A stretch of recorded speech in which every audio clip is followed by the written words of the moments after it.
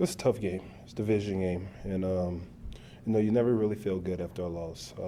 That's a lot of lessons you can learn after a loss. I think for us, most importantly, coming together as a team, self-evaluation at an all-time high, sense of urgency at an all-time high, and critiquing. I think we got a bunch of penalties today, so if we want to win, we got to not beat ourselves. That's a starting point, but. Coming together as a team, relying on each other. This moment right here is very pivotal for us as a team to make sure we come as a cohesive unit.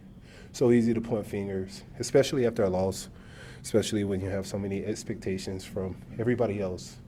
But most importantly, it's about what matters in the building and amongst each other. Chris, maybe it's the same sort of question, but what's needed to be 5-5 right now, and how do you look at how you reset from here? Well, we won 5 games and we lost 5 games, so we're at 500. And this week we play a really, really good team. And I think we have the pieces to, win out. But it starts with one game. It starts with us, especially offensive line, defensive line. These next few games is going to be critical for us individually and also as a group for us to make sure we control the trenches. What are the traits that you see in the team that tell you that you guys are going to stick together for something tough stretch? I mean, anytime you suffer loss, it's so easy to point out what someone else done bad. And for me, most importantly, it's about self-evaluation. Look at yourself. Look in the mirror. What could you done better?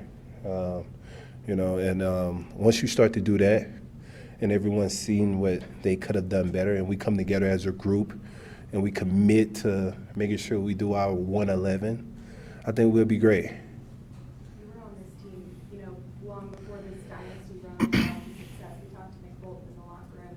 He said that the team's going to be looking at guys like you who have kind of been in the trenches and on this roller coaster ride with the Chiefs. What are you telling those guys that have just been here for the success part? I don't want to have it any other way, Unfortunately, it's not how we want it to go, but that's the beauty of life. It never goes how you want it to go. You get what you earn. And right now for us, we're 500. And looking forward, we got 7 more games left. And we start with 1 game at a time.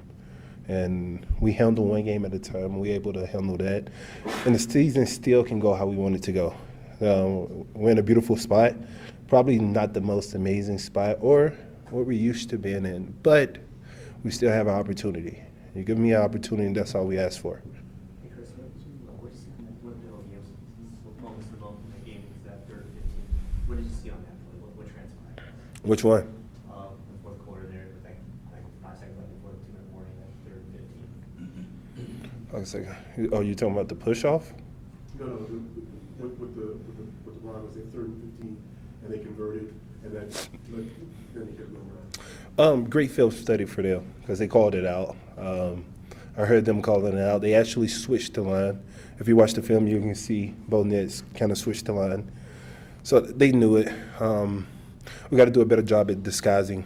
On that one play, though, with the push-off, the offensive pass interference, there was also a false start on that, too, that Watson seemed to be calling you. I mean, you were obviously, in your position, so you can see that, but you guys talk about that afterward. There were literally 2 penalties on that play. Listen, I'm not here to critique the refs. Sometimes they see it, sometimes they don't.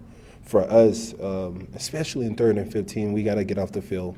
We got to get off the field, especially critical downs as us as a defense. So we can go back and watch film, see what we could have done better, and make sure we execute. I think that's the most important thing, executing when we need to the most. 3rd and 15, we got to get off the field. 4th quarter, situational, we got to get off the field. Chris, you said urgency needs to be at an all-time high. Did you feel that today?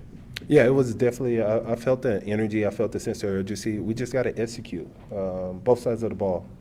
You know what I mean? Whether it's making tackles, 50-50 ball, making those, catching those, tugging them in. 50-50 balls on defense. Make sure we don't allow them to catch the ball. So many areas we can look at where we got to be better. And this game could have made a significant outcome for this game. So, yeah. Couple more. Thank you, guys.